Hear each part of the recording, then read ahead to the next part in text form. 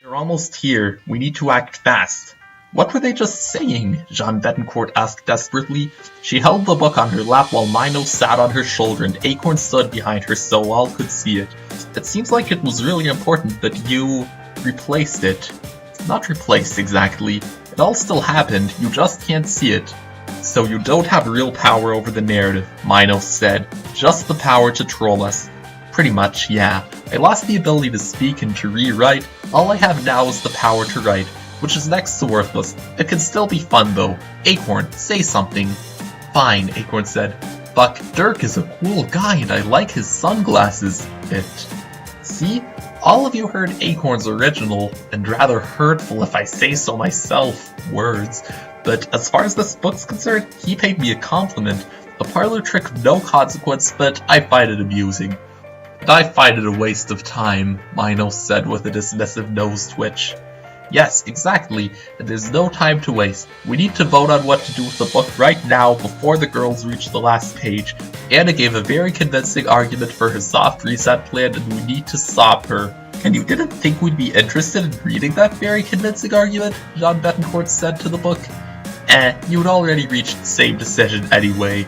No need to rehash everything. Seems like everyone agrees that we need to get rid of the book as it is now.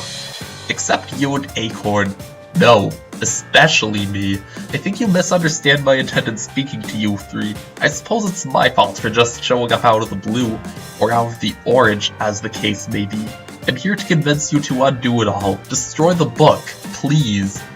Wonderful, then it's settled, Mino said. He hopped off Jean Betancourt's shoulder, landed beside her, and started swatting at the book with his paw. His vote falls with mine and breaks the tie. Bath time for the book, and an end to all this bullshit.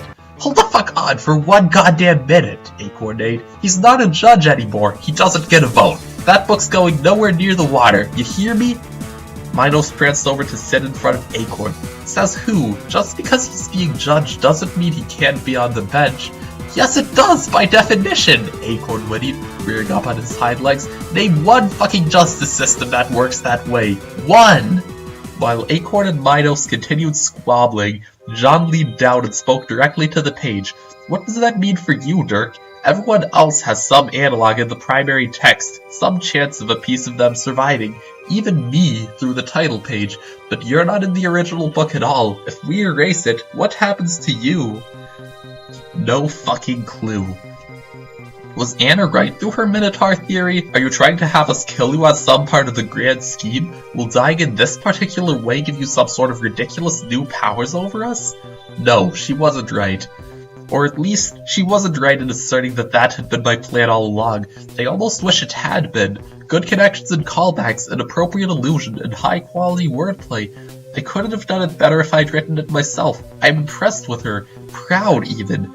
She's well on her way to becoming an even more formidable manipulator than me. But no, it wasn't my plan.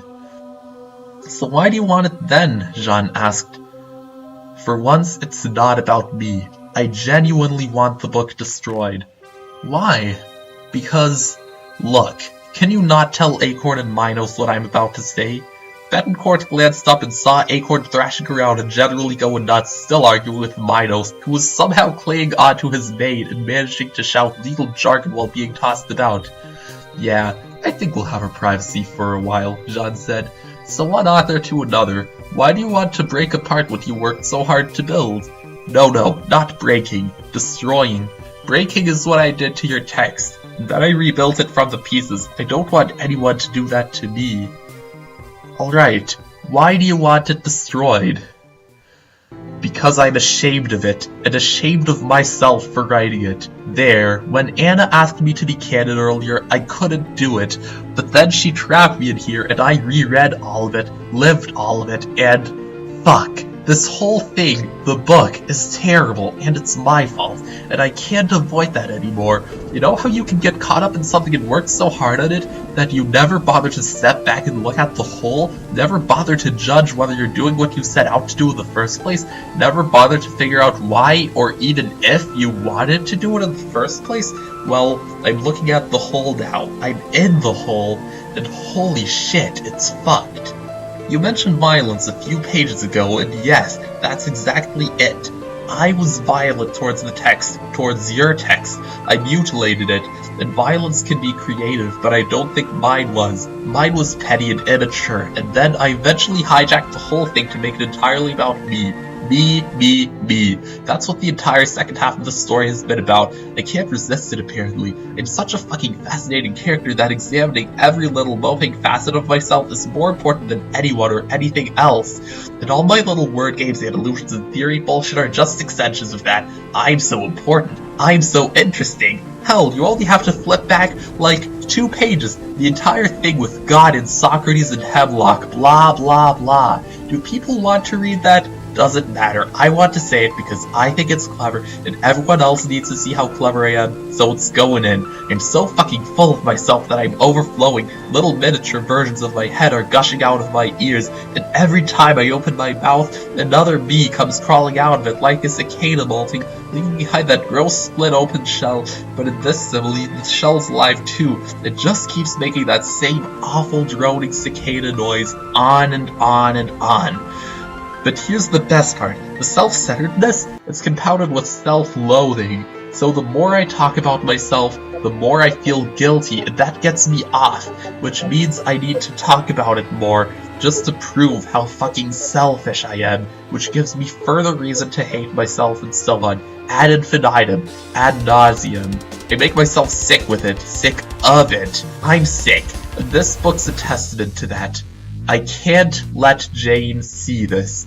That's the bottom line. This was supposed to be a gift, something about her, but I made it about me. It's masturbation, and she doesn't deserve that.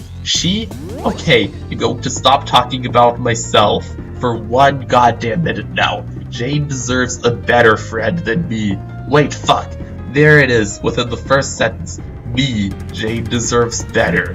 Jane deserves better. She doesn't deserve to slog through all this horseshit that if she, for some reason, despite my best efforts does, that she deserves an apology.